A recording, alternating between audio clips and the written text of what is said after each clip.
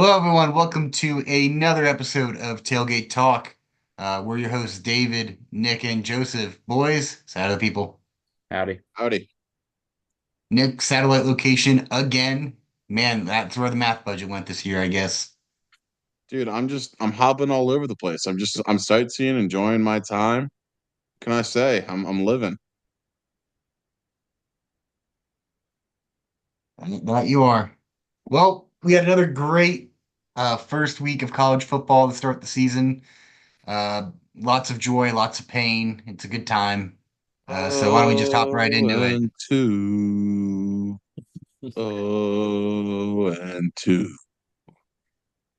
Had to. Sorry So about that. Not sorry.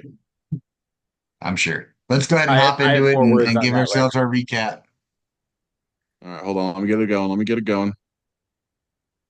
Oh no. Oh no. He's a struggling. Here Shoot. we go. Oh, Nick. Oh, Oh what, boy. look. Oh Oh, boy. God. Oh boy. All right. Hey, can Oh, everyone see my screen? yes. Yes. Yes, Good. we can. All right. My bad. I'm running on fumes. I woke up at 3 o'clock this morning. I'm struggling, but I here woke we up at go. 4 p.m. That's insane. My shout out of the week, Cam Ward. I watched this game. Miami just drubbed Florida, and I know I picked them, but oh my god, this game was never in question. It was over from the start. Cam Ward legitimately put himself in the Heisman conversation with this performance. Um, I think Miami, after all the games that went on, I think they're the clear cut favorite in the ACC just after week one.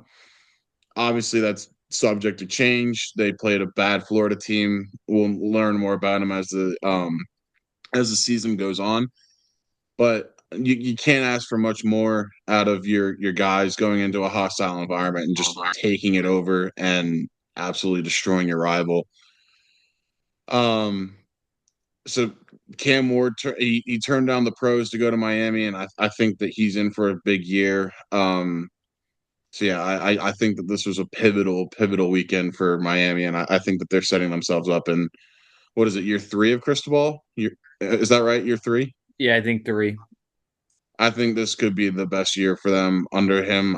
I think that they are posed for a big year, but it is Miami. We will see. But overreacting to week one, I think that Miami set themselves up as a true contender this week. They just got to watch out for that jet lag when they go to California in October. Yeah, for real. Are Also, they? I get Miami looked good, and I get everyone's high on them, and they're saying, oh, they're the class of the ACC, but I don't count out. Like we'll talk about it. I'm sure. I'm sure we'll hit on it, but don't count out Clemson just yet. I mean, they did not play very well, but I don't think anyone's really going to play well against Georgia. Like I think Georgia is that number one team in the country. I think they just went into like, you know, I there's no way to say it. They went into like can't miss mode, kind of like UConn in college basketball. Like in that second half, I don't think there was any team in the country who could have beat Georgia. And I think it's gonna come down to Clemson and Miami at the end of the year in the ACC. Just I think that's going to be the true test for Miami. I mean, right now, if you look at the standings as is, you're circling Miami going to Georgia Tech November 9th. Yeah, but Georgia Tech You've But hasn't already really got Georgia played. Tech at 2-0 in it's saying right now they're 1-0 in the conference. They should be. Oh yeah, they're 2-0 right now. They're 1-0 in the conference as is. They haven't I played think that anybody. that's going to be. They played a BC. They played an FSU squad that's 0-2, and then they played Georgia State last week. Like that's I'm not taking credit away from Georgia Tech, but hear me out. I don't think that they've played anybody. I'm not hopping on their bandwagon just yet. Like Georgia Tech still has to prove it. I get it that Florida was top 10, but we all agreed coming into this year and coming into week zero, even in I think our preview episode, that we did not think that Florida State was a top 25 team. Yeah, I mean, I'm just looking at schedule wise though. Like it's with this year being without divisions is interesting because you've got Clemson doesn't play Miami or Georgia Tech in the regular season. Georgia Tech and Miami both don't play Boston College. Just the way that things are going to move around, where you're looking at the teams that have played and looked good so far. That there's potential for one win, one loss teams to then be who have you played against each other. So True. I that's agree. why I Kind of, still think even then Georgia Tech is going to be a pivotal game for Miami because of who potential common opponents are going to be. And well, and one last quick note is I just want to say this as well. I mean, last year I became familiar with Cam Ward. I don't know if more people were familiar with him before that. Last year was kind of the year where he kind of made the mainstream. We got to see him do this for an entire season. Last year he kind of fell off towards the end of the season at Wazoo. I'm very excited to see. I'm not counting him out. I'm just very excited to see if he can keep this up, this Heisman pace up till the end of the season as well. that's fair. Because he's gonna be a major component to how Miami performs. Like you had Derek King, he was supposed to be the guy, wasn't. You had Tyler Van Dyke, who was supposed to be the guy, was not. Cam Ward seems to be the guy right now, but can he be the guy going throughout the rest of the season and its entirety? I don't know. That's a question that has to be answered, and that just comes down to games being played. I have one more thing, and it kind of ties into to Joe's shout out or loser of the week, and we'll go to that now. Being Florida State and DJ again. David, you mentioned that Georgia Tech and Miami don't have to play Boston College. I wouldn't anoint Boston College as a top of the ACC program just yet. We don't, like Joe said, we don't know how good they are because they played a team that none of us believed were going to be very good, like going to be that top tier program in Florida State. And I mean, credit to Boston College for going into Florida State and winning the way they did, but I don't want to anoint them as top of the top tier just yet after that one game. My whole point of anointing Miami was just giving them their props for like, hey, like that you put yourself on the radar. That's a road win against a rival. Let's see what they can do the rest of the year. Yeah. I mean, that brings me to I think we can jumpstart mine. My loser of the week again is FSU and DJ. You got to be kidding me with your performance. He is absolutely horrendous. Like I said, I texted you guys because I work weird days, but I texted you guys. I didn't get to watch this game in its entirety, but I watched like the recap of it for the first three quarters of the game, it seems like DJU was like blind out there. Like he needed to put in his contacts. He was missing wide open receivers. He was missing wide open balls. You as FSU, like he's the loser, right? Because he doesn't perform well. And everyone has fallen for this. Oh, well, he's a 5-star. We can just kind of reboot him. Like we can take him to the prominence that he was supposed to be projected as. But not every first round pick in the NFL hits. Not every first round pick in the MLB or any sport for that matter hits. Not every 5-star is going to hit. And I think he was just a big giant miss. And FSU is the loser in association with him because you've dropped how much, I don't know how much NIL money he got from Florida State this year and their donors, but you paid this kid to transfer to FSU and be the guy, and he is not the guy, and now he's sinking your program because you are 0-2 right now. Your schedule doesn't look favorable down the stretch. Have bad quarterback play.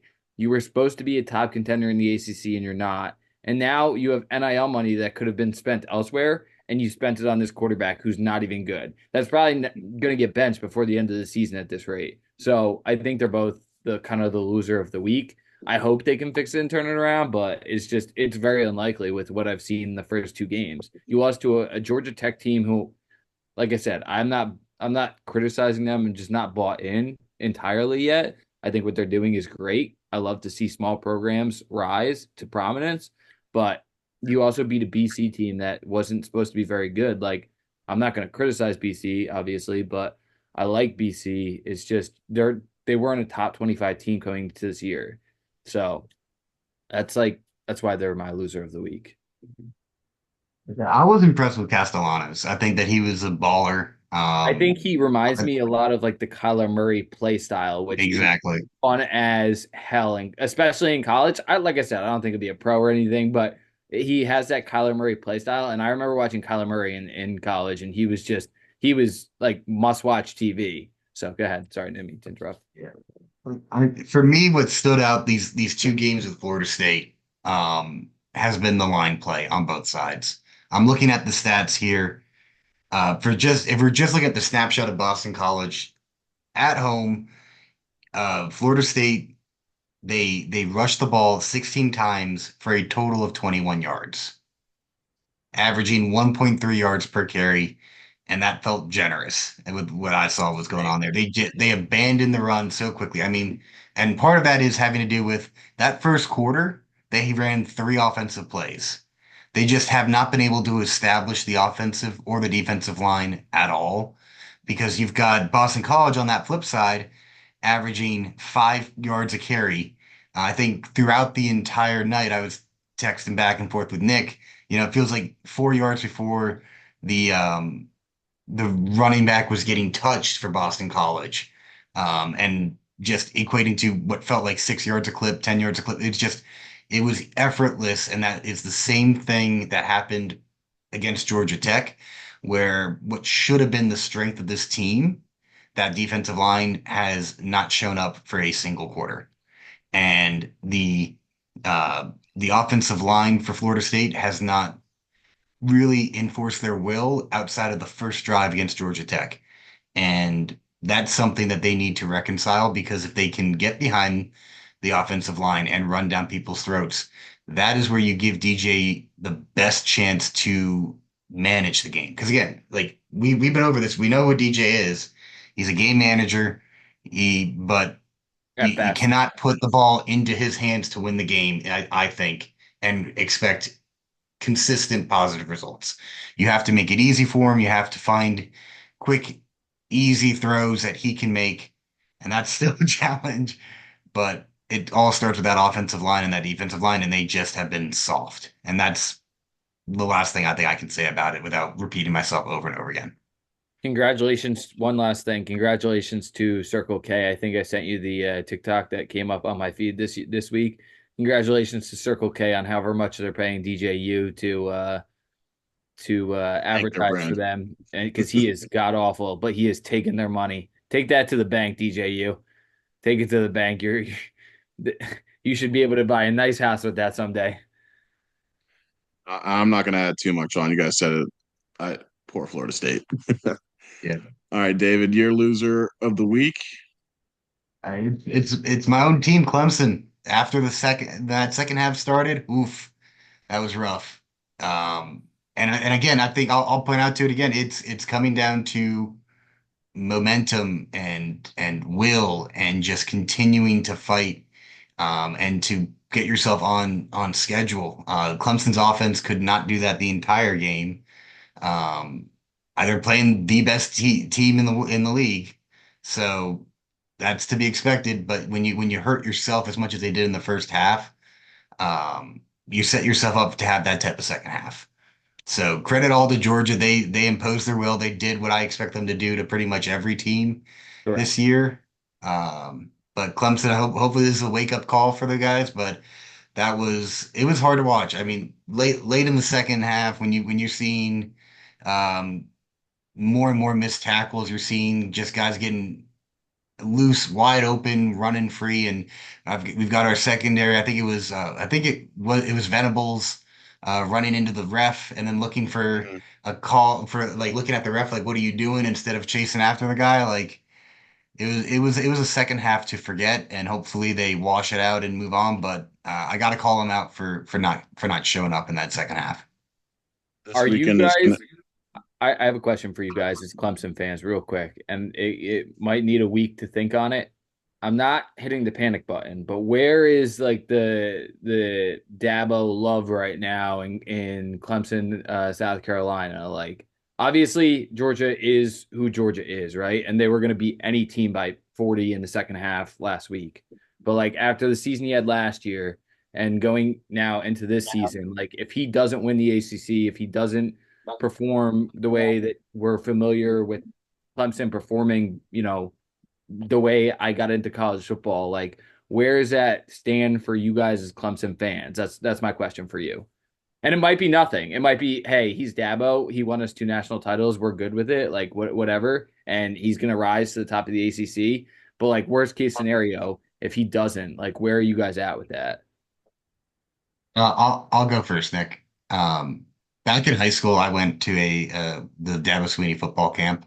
So I was lucky enough to see firsthand the type of man, the type of competitor he is. And I'm gonna focus on the word competitor. Everyone is making out this same narrative over and over again about the transfer portal. I mean, we can see the mixed results right now with Florida State about what happens if you only do the transfer portal. And we've seen the last couple of years what feels like stubbornness from Dabo with not using the transfer portal. But at the end of the day, what I think is being forgotten is that this man is still a massive competitor, hates to lose, but he's trying to do things his way. And so, with that, I respect the hell out of his morals. Um, I think it is the right way for long-term sustained success to develop people. I think that where he is missing is in the development portion of certain positional groups. And I think he has made some changes in the right direction. I think um, Coach Luke, huge dividends immediately being seen on the offensive line. Even if they do run into each other on one play that is all over the internet. But other than that, I thought they played really well against the best defensive line I think they'll see all year outside of their own team. And I think that the point of area where you're going to point to the most frustration is at the wide receiver group, with Coach Grisham and Dabo himself. Just those guys, I think, were who put us most behind the eight ball against Georgia because the bonehead mistakes, the lining up wrong, dropping passes, in addition to Cade having, a couple of missed throws, like those two groups are the ones that need to get the most mentally prepared, and I think that's where the focus needs to continue to be. And I think that also goes on Coach Riley as well. Like Coach Riley, you brought him in, Sure. you paid him. He was supposed to come in. He was supposed to give you guys the modern day offense that you guys kind of fell behind. I feel like a step behind, not far, but a step behind. And I feel like And Joe, I get what you're saying there. I totally get what you mean about not seeing that yet. The one thing that I've seen too with smart people that I've talked with, that I've read online, execution will you make everything look better. When oh you are for not sure. executing, everything looks worse. Yeah, there could be a So perfect put game it plan, this but if you way, don't execute, if yeah, if you put it this way, that first play, they had Maffa wide open for 30 yards if Cade gets him the ball. If they execute there, off and running immediately. I And agree. that's how football goes. So I need if the execution is there and they are still not getting explosive plays and still feeling timid, then I'm 100% there with you. But with so many mental mistakes, I think that you've got to pump the brakes slightly on talking about still being outdated. I think we need a little bit more sample size because you are comparing to the best team in the league. That's fair. That's fair. And that's why I asked you guys this question because I know you guys watch them every week, like religiously. Like that's why I asked you this question because that was the answer I wanted to hear rather than what the national media is kind of spreading about Dabo and Clemson right now. Because I do I'll agree tell with you you. what. Like I said, Georgia would have beat anybody by 40. They would have beat Notre Mhm. Dame by 40. Like I believe that wholeheartedly. So I'll tell you, there's Aaron Murray came out with a video where he went in-depth analysis looking at Cade. It's something that I'm meaning to still look at, but from what I've heard through that, it sounds like that's the type of analysis that we all should be looking at for our own teams, for our own players, because it's way more candid in showing not the. There's a lot of talk that likes to tear down certain teams and build up other teams. In this case, this is, I feel, the most middle of the road. Here's film. This is my analysis of play by play what's going on. Good Cade versus bad Cade, and gives you probably the closest understanding of what Dabo and Garrett Riley are seeing and why they're continuing to be high on Cade because they see the good and see it's okay. It's just this thing where his feet weren't, he was too happy. He was too happy feet, too nervous. Like he's got to calm his nerves down there, that kind of stuff, rather than he just can't play the ball like right, some other quarterbacks that we talked about earlier. for sure. We Yeah, can move on. I think you hit everything unless Nick has something different. I think that the national media has been waiting for. I mean, this is going to come off as a Clemson fan. I think the national media has been waiting for this for a while for Clemson to kind of come down so they could come down on Dabo. He is my ride or die. I don't I don't care. He brought Clemson from where we were, which was I mean, historically we had one national championship, but we were never in the national conversation. He made us a two-time or now it's three-time national champion. He won us two national championships. He made us we were the number one B team with Alabama for a decade. Yeah, and So Alabama's a no joke. exactly. So I don't care what that man does. He will always be my coach. Um, I want him to be more adaptable, but he got us this far. I trust him to get us out of the rut we're in. And I do agree that Georgia's just that much better than everybody right now. And I think we'll get more of a sense of how we can judge this Clemson team after this App State game, after the NC State game. And as the season goes on, we'll see more of what this Clemson team is. I don't think week one in Atlanta, which is basically Athens part two, I don't think that's a fair assessment for a team. So um, I wouldn't. And that's not to get And away with saying that second half was brutal. no, So 100%. And I'm not making excuses. They I have the just best. They have the best defensive backs in the country too. Like we talked about. I mean, you were saying it earlier. Like that D line, I don't think anybody was going to run against. Like, but it wasn't just that D line. Like that entire defense is the best in the country. You're going to Georgia's have multiple nasty. first round picks on that squad going into this upcoming year, and then probably next year and the year after. So, I mean, it's I think that they were so good, and I don't take anything away from Clemson, but I just wanted to get your vibe check kind of on the whole situation as a whole, because like the national media is kind of going after that motive, like you guys are saying.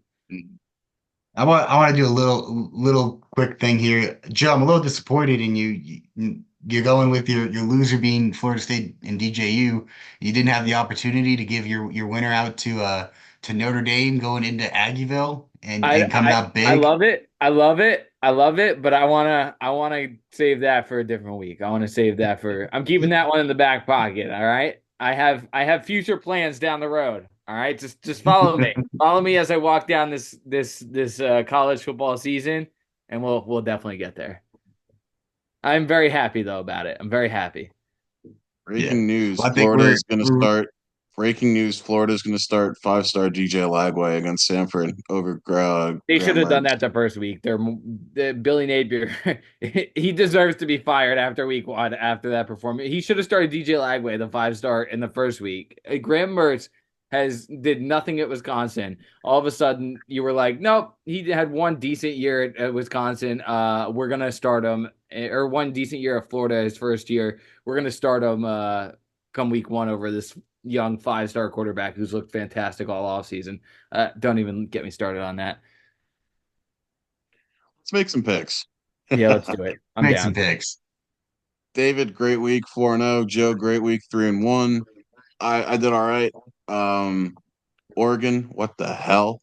Um, Nick, I just want to say I was cackling when I saw that score and I I I thought about your checked pick. it and I was like, "Are we serious right now?"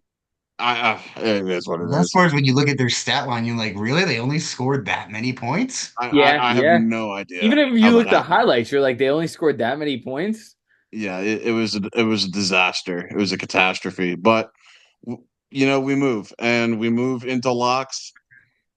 Give me the Vols. I think that they win by 14. I've never been more confident. I mean, you guys called me crazy for saying Penn State over West Virginia.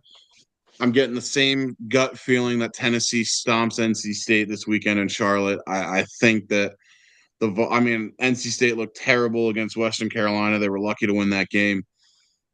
I it's nothing against NC State, even though I'm not the biggest fan of them. I just think Tennessee is that good. I think Nico continues on his own Heisman candidacy. Give me the Vols. Give me them big. I think they win by 14. Yamaliava. Yeah, it takes me into my first week. Oklahoma looks fantastic. I know it was against a disastrous Temple team right now.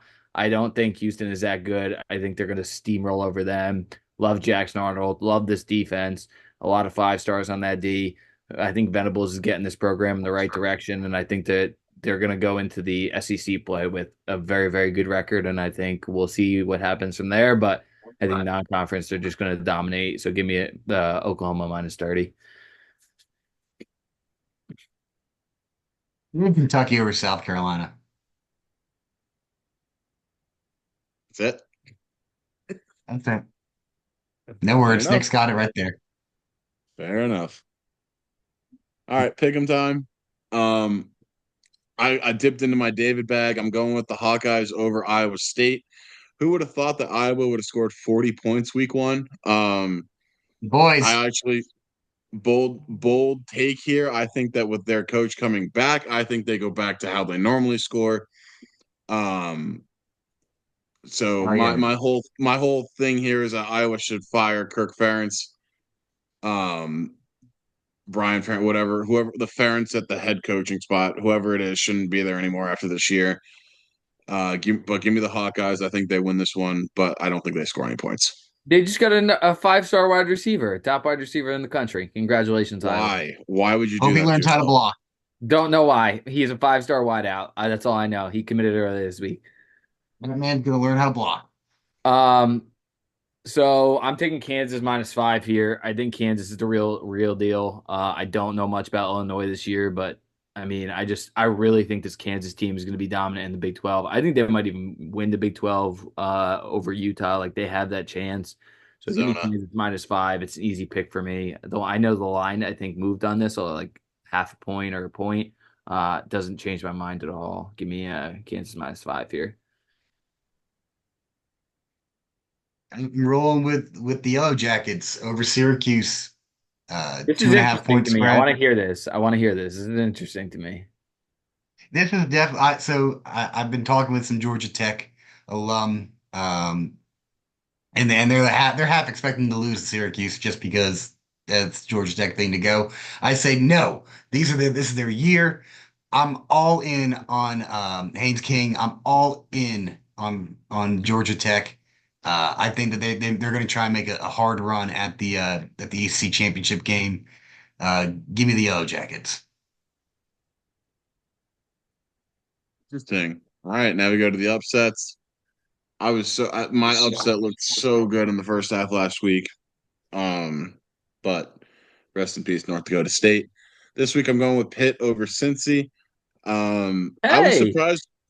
Yeah, Joe's gonna have the same pick as me. I was surprised that Pitt was a dog here. I'm not gonna lie to you. I don't think Cincy's been the same since my boy Sauce Gardner left. I Pitt looked good in their opener. I think Pitt's just a better school, better team than Cincy. So give me the Panthers here. I think they go and take care of business. And Joe, give us your reasoning. yeah. So I actually took them at 1 because they were +1 this afternoon. I think the line moved half a point, so I'll take them at +1 over Cincy. I really really like their quarterback Eli Holstein. He was a Alabama transfer. He was a top recruit in the country when he came out. I think he was sandwiched in between Bryce Young and whoever else was in that recruiting class. I'm really excited to see how he does. I'm just a big believer in Pitt football over Cincinnati football, especially without Luke Fickle. I know he's been gone for a little while, but I feel like that Cincinnati team just hasn't gotten back up from that entirely. So I was shocked that, like you said, I was shocked to see that Pitt was an underdog here, and it was an easy gimme. Y'all are going easy here with a 1.5 point underdog on the road. That's that 3 point spread. That's basically a pick 'em. You know what? I ain't scared.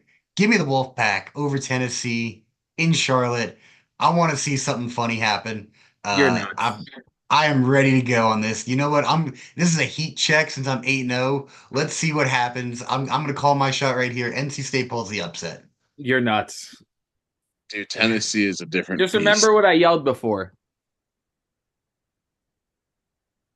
Mhm. Nico is legit, Yeah, and he's the real he's the real deal. NC State struggled at home with an FCS team. It's all right. Get right game. Here we go. All right, Tennessee played Chattanooga. interesting They don't get right need game. nothing. They don't This mean ain't Coastal nothing. Carolina anymore, buddy. Just like Dorothy said in The Wizard of Oz. This ain't Kansas no more. This ain't Yeah, but it's Coastal not anymore. Knoxville either, so we'll be all right. Let's go. Yeah. Give All me the right. Wolf back. Interesting. All right. David and I officially going head to head here. Moving on to the over under. I now before I make this pick, I've been very vocal. I'm an overs guy. I like rooting for points. I'm Shame American. on you. I'm going with an under this week. I hate it. I hate it. But Michigan State looked so bad. They should cancel this game. Just They saying. looked so bad. I think Maryland scored 50 against UConn. I think Michigan State has a better defense than UConn. At least I would hope so. I don't think Michigan State's offense is going to score more than 10 points. It screams under to me. I hate it. I love picking the over. I love rooting for points. This screams under. I need a win. Give me the under in Maryland, Michigan State, and I'm holding my nose, and I'm just I don't I want to be done with it. So Joe, your pick. Yeah, I took Texas Tech over Wazoo or Texas Tech Wazoo over 66.5. Both put up, I think, 5 touchdowns last week. So as long as both of those programs go up and down the field again, I'm with the offense. I'm really, really hoping that this hits. It's really, really high. I really usually like to take an over on the low end, but 5 touchdowns on each side, that's a lot of points. Give me the over here. This is kind of a heat check for me at 7-1. I know I'm not undefeated, but this is a little bit of a heat check for me. So not super confident in it, but I'll take it this week. I am not. I cannot be any less confident than in this under pick right now. I got to take a break from Florida State and my pact to continue to pick their under while DJU is their quarterback, and they don't prove me wrong. But you know what? When you don't have your go-to, what do? You go with something comfortable. Give me Iowa and Iowa State hitting that under of 35 and a half. This could be like a 19-3 game, and you're gonna come up with an under and smelling like a rose at the end of the day. It would be It's fantastic. I mean, written in the Iowa scored stars. 40 points uh this past week, and I'm expecting them to not come near that the rest of the year. That might be the most points they score. That might be all the points they score this year for all I know. This is gonna be fantastic. I cannot wait. Let me have that under all day long. You remember what Al Michaels said in the 1980 Olympics? Do you believe No. miracles? Because I sure do. After watching Iowa put up 40 points in a season opener, I sure do, Al. I believe in miracles, my friend, and I don't think that miracles happen twice. I think that Can they you just ran believe out of all their gas though, and now we come back to Yeah, they earth, and just it's they gonna be just emptied glorious. they just emptied their clip. There's nothing left in the mag. I'm pretty sure they scored 40 and still hit the under. That's They crazy. might have. For all we know, they might have. You know what they I'm gonna did go because check that after. you know what they did because I put actual US currency on it and it hit. So yeah, I was sweating that one Really? out because they had 40 points. The over under was 40 and a half. And I was like, there's no shot that I'm sweating an Iowa under, right? Like there's no shot. But I found myself sweating that out. So good. So Unbelievable. Well, good, I'm very boys. disappointed in you, Nick, for choosing Iowa and also I'm so choosing proud. an under. I could not be less proud of you. In fact, shame on you. You know Shame on what? It's everything just that Nick we gets it. made. I know ball this year. Aiden O, he's like, you know what? David's doing something right. What is David like? He likes Iowa and the under. We got to go with it. So I'm Yeah, trying to that's what get it would happens have when you only been FT2 choose. it on would have David. only been better if instead of picking Michigan State as under, he picked Iowa State, and I would have been I would have been so happy. Then it Just wouldn't have remember hit. what happens when Nick truly believes in the team. The Utes, he believes in them. They go off the rails. So we'll What are we see. doing here? What are we doing here? No, because I remember this all started. My Utes fandom started when I was banging the table that they were going to beat USC. You guys called me crazy. Oh, Caleb Williams, number one overall pick. He's gonna go into it. Rice Eccles Stadium. He's gonna beat him. What happened? Utah, baby. And guess what? This year it's Arizona. Arizona's winning the Big 12. I've said it in the It past. was I'm saying it Arizona again. last year. I tailed them all year, and I won the whole darn thing. So I think Yeah. I So think you're a year now behind, buddy. now they're my team. and I still love Utah, but not against Arizona. Go Wildcats. I cannot. Well, I think that's. Can I officially end this? I think Can I that's wipe all that this needs to be off? said. All Go right. Tigers. Well, that was a great tailgate talk. Horns down. Go Irish. Go Tigers and let's go Mets, baby. Let's go Mets.